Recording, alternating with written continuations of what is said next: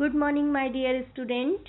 आपकी पाठ्य पुस्तक वसंत के भाग 1 में से एक नया चैप्टर लेकर आई हूँ जिसका नाम है ऐसे ऐसे। और ये आपकी पाठ्य पुस्तक का कौन सा पाठ है? 8वां पाठ है। यानी अब तक हमने आपकी पाठ्य पुस्तक वसंत के भाग 1 में से कितने चैप्टर पढ़ लिए बेटा? 7 चैप्टर पढ़ लिए। और आज मैं जो पढ़ाने जा रही हूँ वह एक श्रेष्ठ एकांकी है।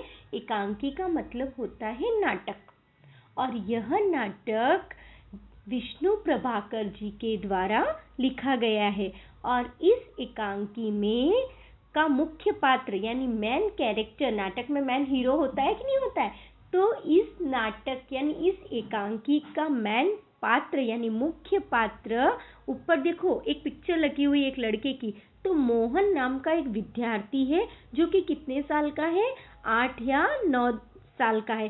तो चलो पाठ को पढ़ने से पहले मैं पाठ के कैरेक्टर यानी पात्र परिचय के बारे में बताऊंगी। यहाँ पर एक मोहन नाम का एक विद्यार्थी है।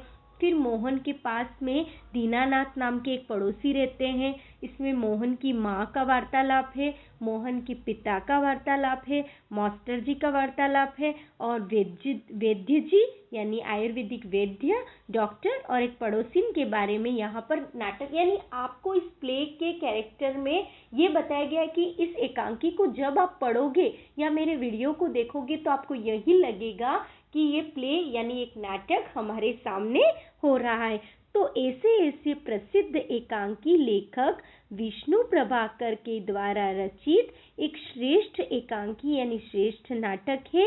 इस एकांकी का मुख्य पात्र मोहन नामक एक 8-9 साल का एक छोटा सा लड़का है। तो पाठ को शुरू करने से पहले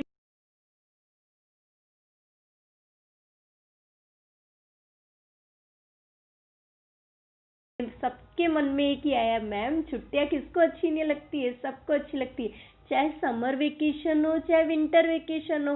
लेकिन उन छुट्टियों में सबसे जो आपको अच्छा नहीं लगता ऐसा काम क्या है?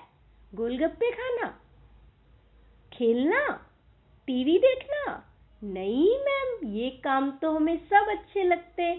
तो समर वेकेशन या विंटर वेकेशन में सबसे जो बोरिंग काम लगता है वो आपको क्या लगता है? पढ़ाई करना।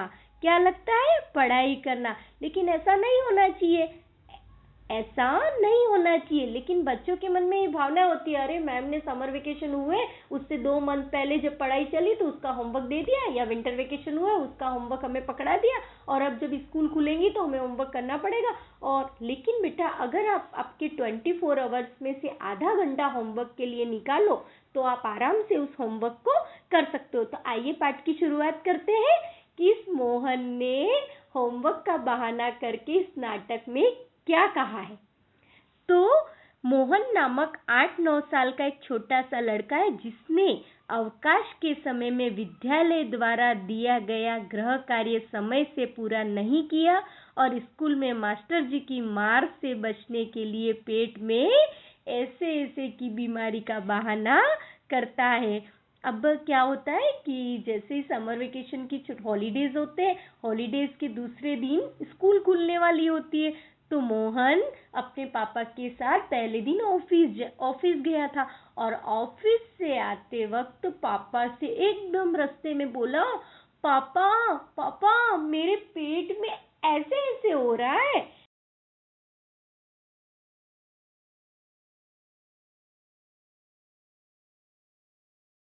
क्या हो रहा है तुझे? नहीं, कुछ समझ में नहीं आ रहा है, ऐसे ऐसे हो रहा है।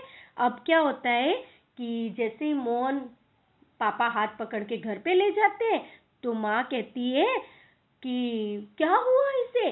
तो पापा कहते हैं पता नहीं, रास्ते में मैं तो आ रहा था और ये तो बोलने लग गया मेरे पेट में ऐसे ऐसे हो रहा है। तो माँ कहती है कि क्या हुआ बेटा तुझे? तो मोहन कहता है नहीं पता, बस ऐसे ऐसे हो रहा है। तो यहाँ पर इस एकांकी में सरल भाषा का भी उपयोग किया गया, यानी आम जैसे बातें करते हैं ना हम, तो माँ कहती है गोला सा फूट रहा है, क्या चाकू सा चल रहा है, ऐसे मतलब किस तरह का तुझे ऐसे ऐसे था? माँ कहती है ना ना ऐसा मत कर, अभी ठीक हुआ जाता है, अभी डॉक्टर को बुला ले, तब चेक कर ले और हम क्या करेंगे? फिर मोहन की पिता की ओर मुड़ती है और कहती है, इसने कुछ अनशन तो नहीं खा लिया?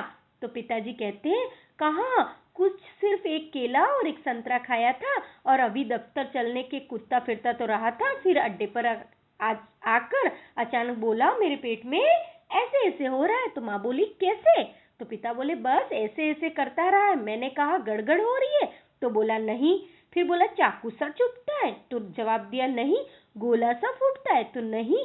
तो उसका पूछा जो उसका जवाब बस एक ही रट लगा रखा था कि मेरे पेट में ऐसे ऐसे हो रहा है। माँ को थोड़ी सी हंसी भी आ गई, लेकिन हंसी की हंसी, लेकिन बच्चे की परेशानी देखकर तो मम्मा एकदम से क्या होता है कि मम्मा का चेहरा एकदम से मुरझा जाता है कि अरे मेरे बच्चे को क्या हो गया। तो वो बोलती है कि कहीं कोई नई बीमारी तो नहीं? बेचारे का देखो ना कैसा मुंह हो गया है। लेकिन उसे कहाँ पता था कि मोहन के ऐसे ऐसे का क्या नाटक है।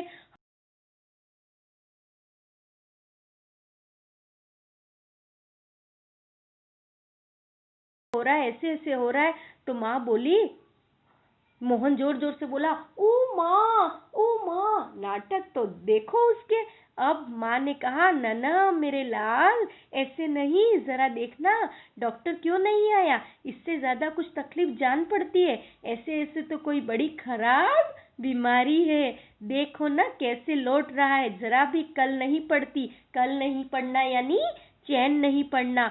माँ ने उसे हींग, चूरन, पिपरमेंट सब दे दिया, लेकिन उसका ऐसे ऐसे खत्म नहीं हो रहा था। मोहन की माँ के पिता मोहन के पिता उसकी माँ से कहते कि अभी कुछ पहले तो ठीक था, लेकिन एकदम से क्या हो गया? माँ ने उसे हींग, चूरन, पिपरमेंट भी दे दिया, लेकिन उसके बाद भी उसका ऐसे ऐसे ठीक नहीं हो रहा था। इसका चेहरा भी सफेद पड़ गया। मोहन की हालत देखकर मोहन के पिता डॉक्टर को फोन करके बुला लाते हैं। मोहन के पड़ोस में रहने वाले दीनानाथ जी मोहन के करहाने की यानी एकदम से चिल्लाने की आवाज सुनकर अंदर आते हैं और वे मोहन की ऐसी हालत देखकर चिंतित हो जाते हैं और वैद्य जी को क्या करते हैं? बुला लाते हैं।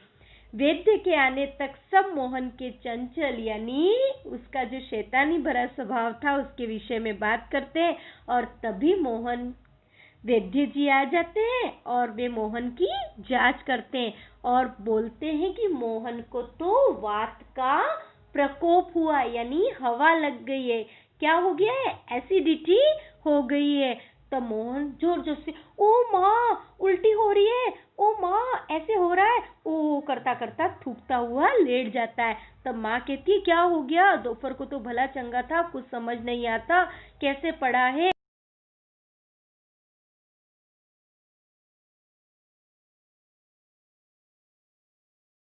अब क्या होता है कि मोहन जब वैद्य जी उसे कहते हैं कि मोहन को तो वात का प्रकोप हुआ है, कब्ज होने से उस मोहन के पेट की वायु उसे पीड़ा दे रही है, वे मोहन की माँ को कहते हैं कि अभी दवा की पुड़िया भेज देता हूँ, उसे हर आधे घंटे में गर्म पानी के साथ दे देना, 2-3 दस्त हो जाएंगे और मोहन पूरी तरह से ठीक हो जाएगा। मोहन के पिता वैद्य जी को 5 रुपए देते हैं। दीनानाथ जी वैद्य जी के साथ पुड़िया लाने चले जाते हैं। थोड़ी देर बाद डॉक्टर साहब आते हैं और मोहन को देखने के लिए आते हैं। डॉक्टर मोहन का चेहरा देखकर कहता है, लगता है इसे बहुत अधिक तकलीफ हो रही है। फिर वह मोहन की जांच पड़ताल करते हैं, यानी हॉस्पिटल से जब डॉक्टर साहब आते हैं तो मोहन की क्या करते हैं? जांच पड़ताल करते हैं और वह भी उसे क्या बताते हैं? एसिडिटी यानी कब्ज और बदहजमी की शिकायत बताते हैं। वह कहता है कि उसकी दवा की एक पुड़िया खाने से मोहन की तकलीफ दूर हो जाएगी। मोहन के पिता डॉक्टर को 10 रुपए देते हैं और उसके साथ ही दवा की पुड़िया लाने के लिए चले जाते हैं। मोहन के मास्टर जी भी उसकी बीमारी की खबर सुनकर उसके घर पर आ जाते हैं। कौन आता है अब? उसके टीचर्स, उसके मास्टर जी। और वे मोहन का चेहरा देखते ही समझ जाते हैं कि मोहन को तो कोई बीमारी नहीं है। वो उसका ऐसे ऐसे केवल स्कूल का काम यानी गृह कार्य का पूरा नहीं होने पर बस केवल एक ही बहाना है। वह मोहन की माँ से कहते हैं कि उनके पास मोहन की इस ऐसे की बीमारी का इलाज है। वह इससे मोहन को पूरी तरह ठीक कर सकते हैं और वह मोहन से पूछते हैं क्या उसने अपना